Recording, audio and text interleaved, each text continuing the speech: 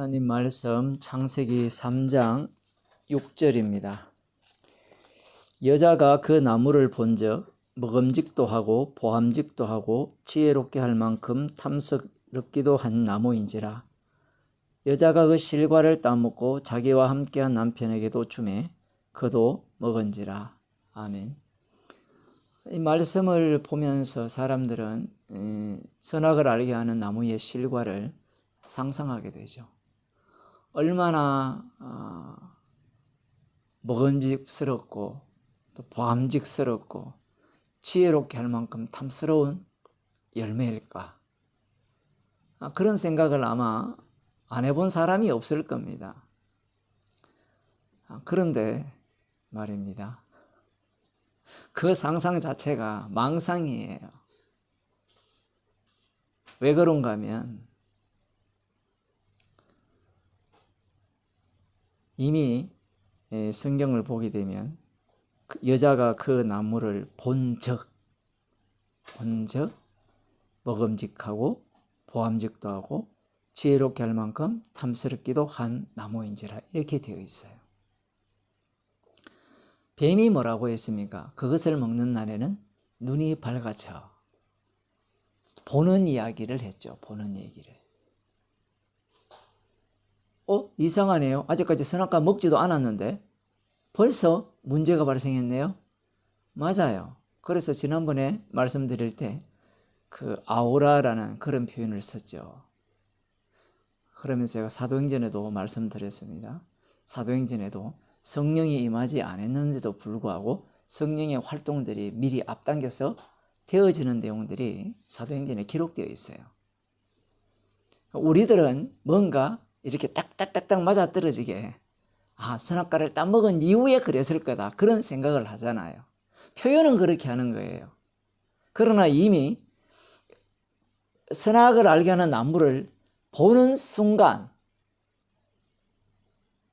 벌써 보는 안목이 바뀐 거예요. 왜냐하면 지금 창세기 2장에 보게 되면 하나님께서 그 9절에 보면 여호와 하나님이 그 땅에서 보기에 아름답고 먹기에 좋은 나무가 나게 하시니 동산 가운데에는 생명나무와 선악을 알게 하는 나무도 있더라. 여기 보면 생명나무와 선악을 알게 하는 나무가 위치한 곳은 동산 가운데예요. 그러면 그 가운데에 그 두 나무만 있을까요? 다른 나무도 함께 있는 거예요. 그런데 여기에서 보면 병렬관계죠. 여기에 보면 보기에 아름답고 먹기에 좋은 나무예요. 생명나무의 과실도 보기에 좋고 먹기에 아름다울까요? 그렇지 않을까요? 그렇다라고 생각하는 거예요. 그런데 여자가 생명나무의 과일도 봤을 거 아니에요. 동산 가운데 선악나무와 생명나무가 같이 있었으니까 생명나무의 과일은 먹음직도 하고 보암직도 하고 지혜롭게 할 만큼 탐스럽게 할 만한 과일이었어요? 아니었어요? 아니었다라는 사실입니다. 상당히 의외죠. 우리들 생각에는 어때요? 생명나무가 오히려 더 먹음직스럽고 보암직스럽고 지혜롭게 할 만큼 영생을 줄 듯한 죽어도 남을 만한 그러한 과일이라고 생각하잖아요. 오히려 우리의 마음은 거꾸로죠. 선악을 알게 하는 나무의 과실은 오히려 못났을 거야.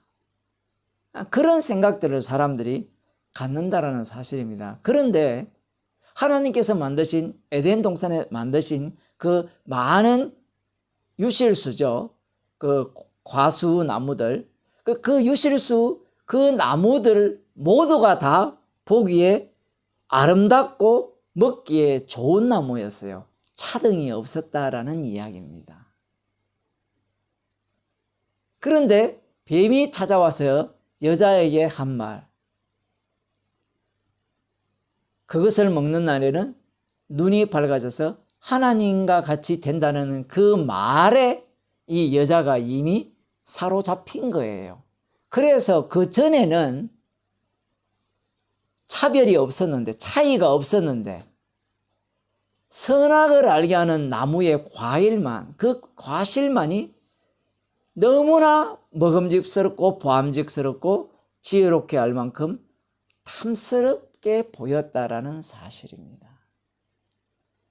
그래서 처음 말씀드릴 때 선악을 알게 하는 과실이 정말 먹음직스러운 과일이다라고 생각할지 모르지만 그렇지 않다라는 겁니다. 그건 쉽게 증거할 수 있어요. 증명을 할 수 있습니다. 이 두리안이라는 열대과일의 여왕이라는 그 과일이 있죠. 근데 어떤 사람들은요, 그 냄새 때문에 아예 맛도 안 봅니다. 그 냉동실에 얼려서 먹으면 아주 맛있는데 사람마다 달라요. 사람마다 어떤 과일에 대해서는, 포도에 대해서는 보암직하고 먹음직스럽고 나를 행복하게 해줄 거다라고 생각하는 거예요.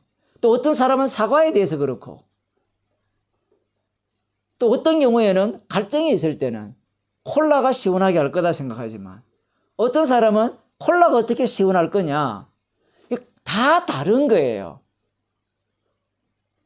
기준이 바뀌었어요. 처음 에덴 동산에서 하나님이 여자와 아담과 여자를 지었고 모든 이 여러 가지 만물들을 지었을 때는 하나님 보시기에 좋은 상태였어요. 그런데 뱀이 온 이후에는 바뀌어버렸죠. 여자가 보기에 좋은 상태로 바뀌기 시작한 거예요. 모든 기준이 누가 되는 거면 바로 인간 자신이 되었다라는 사실입니다. 그런 입장에서 이 본문을 보게 되니까 선악을 알게 하는 나무의 과실이 얼마나 아름답고 먹음직스럽고 보기만 해도 지혜롭게 할 만큼 탐스러운 과일일 거라라는 생각 자체가 이미 착각이라는 겁니다. 그런데 말입니다. 아까 제가 그런 말씀을 드렸죠. 생명나무의 과실은 어떨까?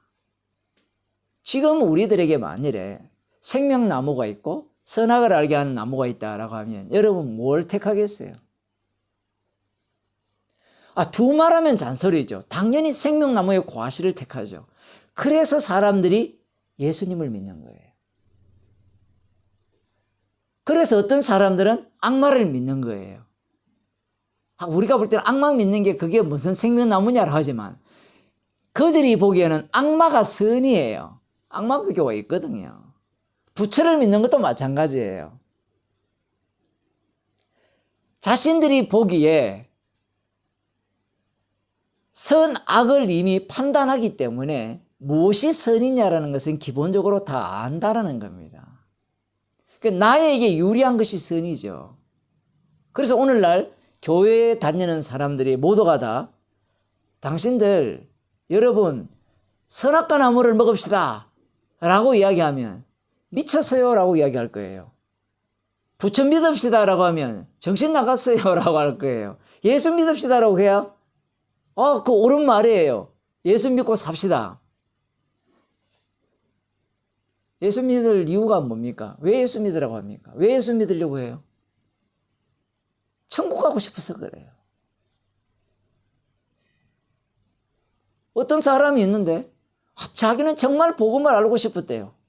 그래서 진짜 십자가의 복음을 전해주니까 나중에 십자가 복음이 자기한테 이익되는 게 아무것도 없거든요. 집안에 우환이 생기고 몸이 아프고 사업 망하고 떠나가는 거예요. 떠나가서 어디로 갈까요? 기존 교회로 가는 겁니다. 왜 갈까요? 그곳이 생명나무가 있는 곳이기 때문에 그래요. 왜냐하면 선악과를 따먹었으니까 정령추구를 했고 죽음의 저주가 덮쳤잖아요. 죽음의 저주가 덮치는 걸 좋아합니까? 좋아하지 않습니까? 좋아하지 않죠. 제가 이야기를 왜 이렇게 길게 하는가 하면 예수님이라는 자체가 십자가라는 자체가 인간들이 보기에는 선악나무예요. 보암직도 하고 먹음직도 하고 영생을 줄 만큼 탐스러운 거예요. 탐심이 가득하다 이 얘기입니다. 예수를 믿는 목적이 이미 이 악마한테 사로잡혔기 때문에 사로잡힌 그 상황에서는 무엇이 탐스러웠냐라고 할 때는 지 눈에 보기에 좋은 것이 탐스러운 거예요. 그게 예수가 될 수가 있고 석가가 될 수 있고 공자가 될 수가 있고 조상이 될 수 있고 무당이 될 수 있고 강아지가 될 수 있고 늑대가 될 수 있고 돌이 될 수 있고 느티나무가 될 수 있고 하늘의 별이 될 수도 있고 태양이 될 수도 있고 뭐 별의별 것들이 다 자기에게 무엇을 가져다 줄 것이다. 지금 방금 표현이 보암직도 하고 먹음직도 하고 지혜롭게 할 만큼 탐스럽게 할 만한 과일이라고 했을 때 누구에게 이야기해요? 누구에게 보암직해요? 누구에게 먹음직스러워요? 누구에게 지혜를 줄 만큼 탐스럽게 보였어요? 나예요, 나.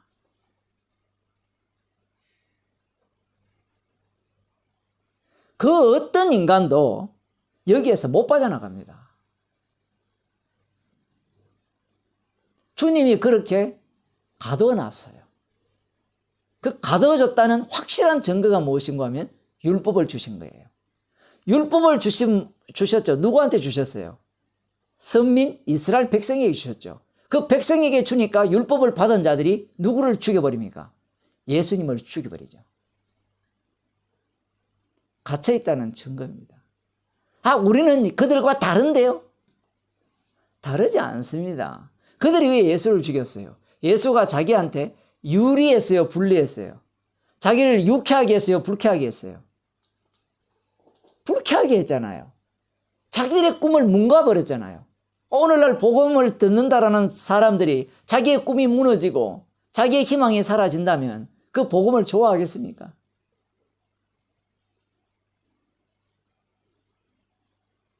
사람들이 무엇을 좋아해요? 나에게 이익이 되고 나에게 유익이 되는 걸 좋아하지 손해되는 걸 좋아하지 않습니다. 그것이 무엇인가 하면 탐심이에요. 이 십계명에 보면 내 이웃을 것을 탐내지 말라 하는데 이 계명 전체를 이 골로새서 3장 5절에는 어떻게 표현하고 하는가 하면 이렇게 표현합니다. 제가 한번 읽어드릴게요. 그러므로 땅에 있는 지체를 죽이라. 곧 음란과 부정과 사욕과 악한 정욕과 탐심이니 탐심은 우상 숭배니라. 이렇게 나와요. 탐심이 우상 숭배예요. 지금 탐심이 생겼죠. 누구를 위한 탐심이었어요? 자기를 위한 탐심이었죠. 그러면 우상이 누구예요? 자기 자신이라는 겁니다. 출애굽기 32장에 보면 이스라엘 백성들이 모세가 산에 올라가서 하나님으로부터 이 정급판을 받아오는 과정 중에 있었어요.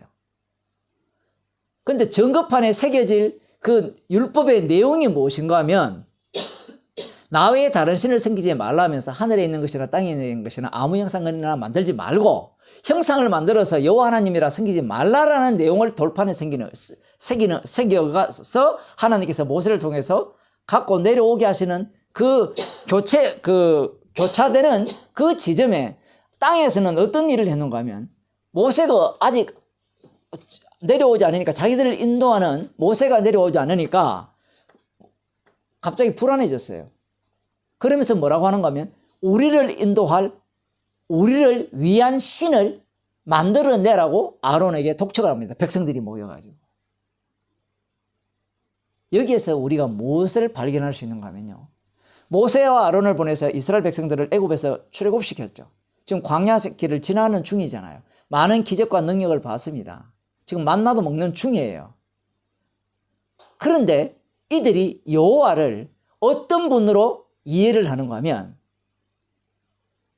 우리를 위한 여호와로 이해를 한 거예요.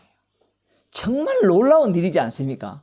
눈으로 여호와께서 행하시는 일들을 목격하면서도 그 여호와는 우리를 위한 여호와라는 겁니다. 그게 뭐라고요? 우상이라는 겁니다.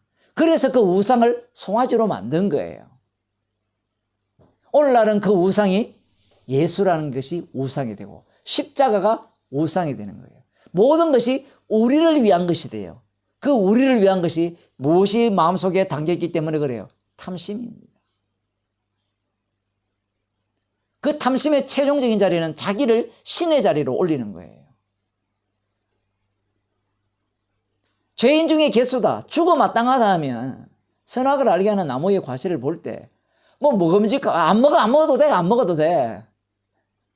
지혜롭지 않아도 돼. 그렇게 생각을 할 거예요. 그러나 이미 인간은 탐심이 들어와 버렸어요. 자기 숭배가 확정된 상황입니다. 그래서 이 눈 자체가 이미 확정되었기 때문에 무엇을 보더라도 자기를 신격화시키는 그 모습으로, 신격화시키기 위한 것으로 모든 것들을 바라보게 되고 해석하게 되는 거예요. 그래서 여러분이 듣는 이 말씀조차도 자기 자신을 신격화시키기 위한 말씀으로 들을 확률이 100%입니다. 주께서 지금 또 성령을 통해서 십자가의 은혜를 깨닫게 주시지 않는다면 우리는 곧장 그러한 모습으로 달려가게 됩니다. 기도하겠습니다. 하나님 아버지,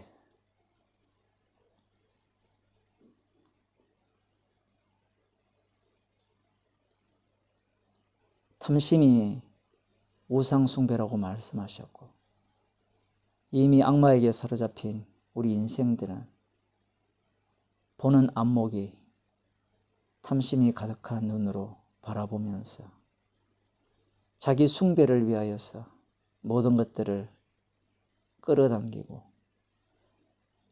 예수가 되었든 하나님이 되었든 그 무엇이 되었든 자신을 위한 것으로 받아들이고 믿고 있다는 사실을 말씀을 통하여서 알게 하심을 감사드립니다. 말씀을 듣고 있지만, 복음을 듣고 있지만 이것조차도 우리는 나 자신이 신격화되기 위한 하나의 요령임을 또 깨닫게 하시고 주의 영께서 친히 우리들을 인도하셔서 십자가 외에는 자랑할 것이 없는 자로 깨닫게 하심을 감사드립니다. 오늘도 그 공로의 은혜를 늘 기억하며 자랑하며 살아가는 주의 백성이 되게 하옵소서. 예수님 이름으로 기도드리옵나이다. 아멘.